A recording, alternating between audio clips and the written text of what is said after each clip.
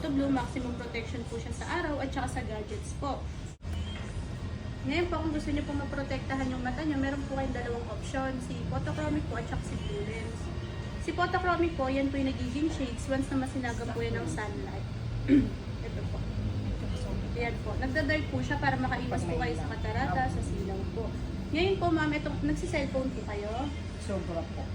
So, mas kailangan nyo din to, ma'am. Pagka nag-gadgets po kayo, yung radiation po na nilalabas sa mga widescreen, kagaya ng cellphone, TV, computer, binablock na po nitong lens na to. So, kung i-compare po natin siya, itatapat natin siya sa radiation, pansin nyo nagpe-fade po siya, nabablock niya na po yung radiation na galing sa mga widescreen po.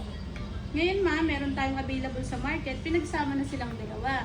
Si Photo Blue po yun. Si Photo Blue, maximum protection po siya sa araw at saka sa gadgets po.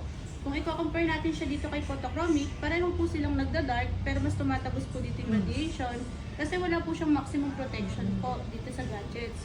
Compare po natin. Tumatabos pa rin, ma'am, no? Dito po. Wala na po. Ayan po yung maximum protection po. Si Photo Blue. Tapos meron pa tayong 2 years frame warranty. Just in case na maputol or madipor, meron po kayong warranty sa amin, mabalik nyo lang siya dito. Wala po kayong babayaran doon. Saka sa 10 days lens guarantee po, pag hindi po kayo comfortable sa sukat nito, pwede nyo siyang ibalik po dito, papalitan po namin siya ng bagong grant po.